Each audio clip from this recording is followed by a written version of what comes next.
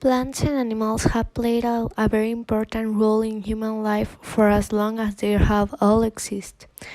Without the plants and animals that humans have used for food, labor, tools, and companionship over countless generations, society could not have advanced to the point as it has today.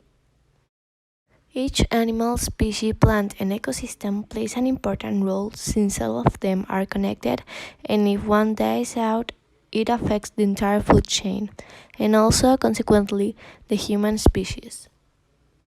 To make our video, we went to La Pastora. This park is full of many animals and different species and ecosystems. In this video, we will mention 6 different animals that we saw in the park and explain the important information about them.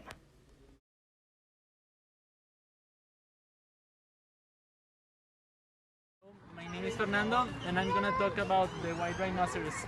Its scientific name is the Ceratophrenium simum, and it lives in the savanna with a tropical climate. And the biotic factors in this type of habitats may be like bacteria, trees, and other communities of animals. The biotic factors are like pH, humidity, rocks, and every kind of things that are not alive. The position in the food chain, it's a secondary producer, and in its consumer type, it's a primary consumer. It's important its importance in its habitat. It's that he regulates the amount of plants in the savanna. Yeah, usually.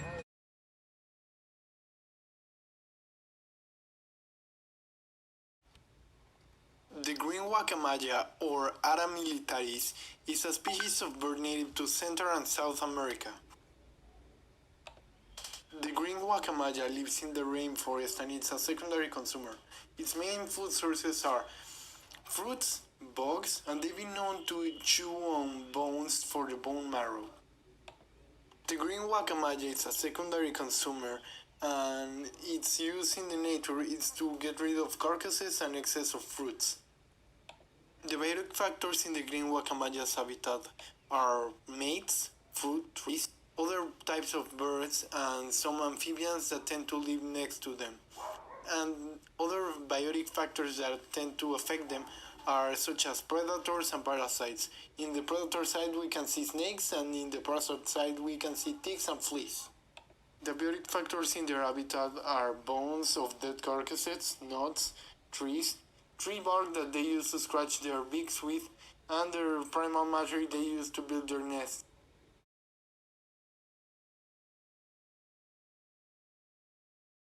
The white tiger, its scientific name is Panthera tigris, and its habitat is the tropical forest.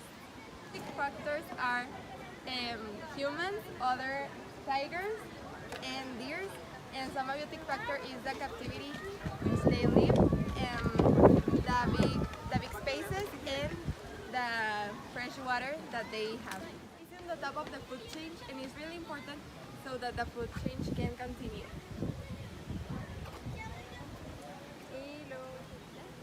And its consumer type is territory predator.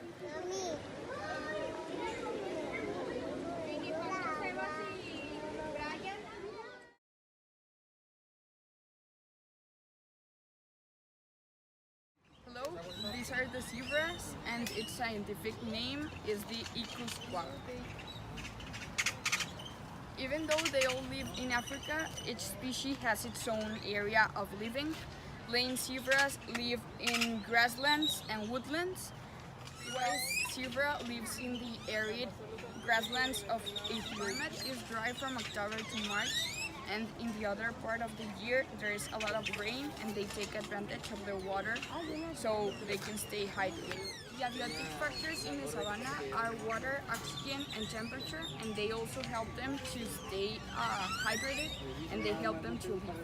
The biotic factors in the savanna are zebras, lions, gazelles, and the wild beasts that surround the zebra to help them in their habitat. The position in the food chain are after the lions and hyenas, because they are the predators of the zebra. The consumer type are herbivores because they eat grass, plants, leaves, wood, barks, and many other natural things. That those are very important in the food chain because they are prey to lions and hyenas and other animals, so they can take advantage of them and be the food.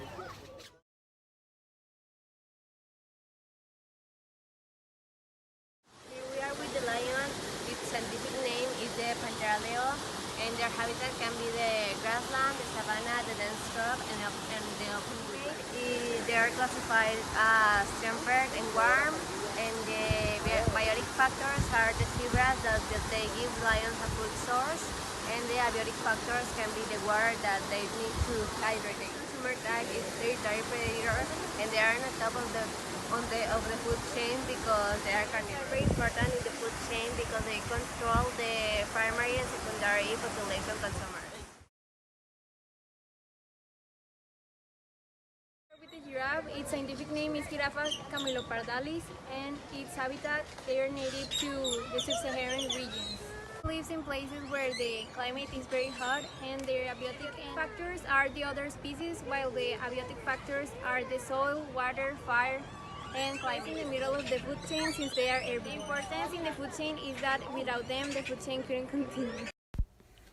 As a conclusion, all the information mentioned along the video about the different animals is very important, since knowing general facts about animals living in different habitats makes us to be more related with our surroundings. Having knowledge about the scientific names of different species is important, because they allow people throughout the world to communicate unambiguously about animal species. Since the first step to understand individual animals is to understand their environment, it is essential to understand their habitat, that is, where an animal lives. To take action and avoid extinction of a species, it is very important to know their climate, even though animals have the adaptation to regulate body temperature. Abiotic factors are important because they directly affect how organisms survive, while biotic factors are directly all the living organisms within an ecosystem. And finally, knowing the position in the food chain and the type of consumer an animal is very important, because it gives us an idea of how dependent is an animal from other species.